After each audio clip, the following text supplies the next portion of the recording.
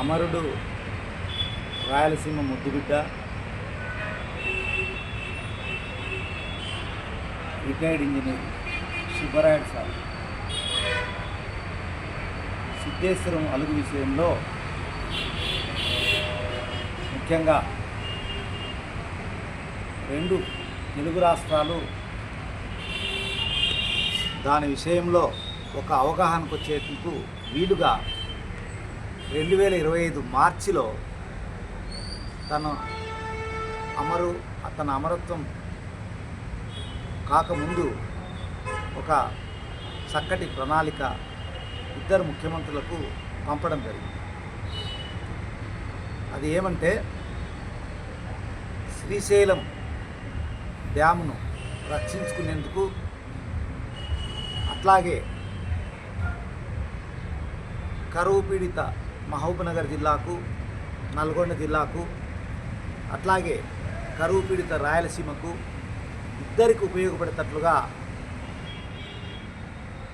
సిద్ధేశ్వరం, మల్లేశ్వరం అలుగును ప్రతిపాదించడం జరిగింది. దాని ముఖ్య ఉద్దేశం ఏమంటే, ఇప్పుడు Srisailam left branch canal SLBC అనేది చాలా ఇబ్బందికరంగా ఉంది. టనెల్స్ తవ్వడంలో ఇంతవరకు విజయవంతం కాలేదు. వాళ్లకు మహబూబ్నగర్ జిల్లాకు, అట్లాగే నల్గొండ జిల్లాకు దాని ద్వారా నీళ్లు వెళ్ళడం లేదు. అట్లాగే రాయలసీమకు దాదాపు 54 టీఎంసీలు నికర జలాలు ఉన్నాయి. ఎస్ఆర్బిసికి 19, తెలుగంగకు 25, మద్రాసుకు 15, అట్లాగే కేసి కెనాల్ వాటా కింద 10 టీఎంసీ.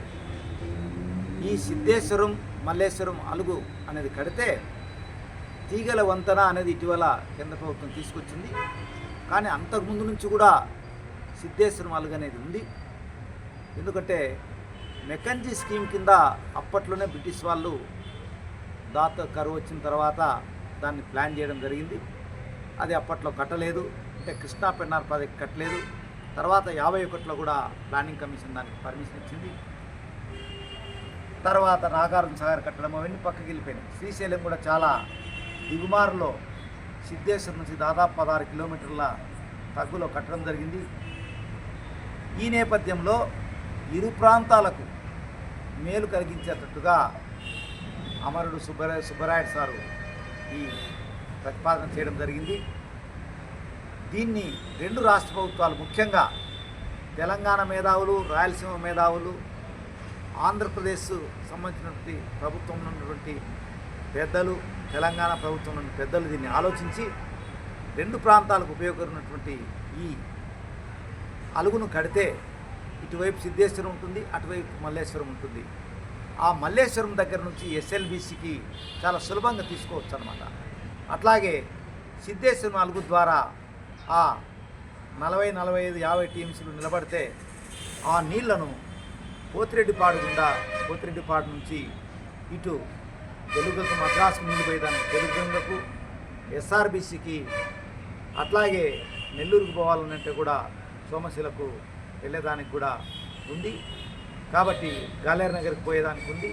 కాబట్టి రెండు ప్రాంతాలకు, వెనుకబడిన ప్రాంతాలకు అనుకూలమైనటువంటి ఈ ప్రాజెక్టు విషయంలో ప్రజలు, మేధావులు, ముఖ్యంగా రాయలసీమ ఎత్తిపోతల పథకం విషయంలో వివాదాలు వస్తున్న నేపథ్యంలో ఇది గ్రావిటీ ద్వారానే వస్తుంది. కాబట్టి ఈ ప్రాజెక్టుకు అందరూ కూడా ప్రజలు దీన్ని అర్థం చేసుకొని రెండు రాష్ట్ర ప్రభుత్వాలను ఆ దిశగా డిమాండ్ చేయవలసిందిగా రాయలసీమ విద్యావంతుల వేదిక విజ్ఞప్తి చేస్తుంది. ఇందుకు రైతాంగము, అట్లాగే మిగతా ప్రజలు దీనికి సహకరించి ఈ ఉద్యమాన్ని ముందుకు తీసుకుపోవచ్చిందిగా రాజకీయ నాయకులపైన ఒత్తిడి తీసుకొచ్చి అన్ని పార్టీలటువంటి వారికి సంబంధించిన కార్యకర్తలు ఈ విషయాన్ని అర్థం చేసుకొని ఈ పోరాటాన్ని ముందుకు తీసుకెళ్ళి ఈ సిద్ధేశ్వరం, మల్లేశ్వరం సంబంధించినటువంటి నీటి ప్రాజెక్టును విజయవంతం చేయవలసిందిగా రాయలసీమ విద్యావంతులను విజ్ఞప్తి చేస్తుంది. జై రాయలసీమ, జై జై రాయలసీమ.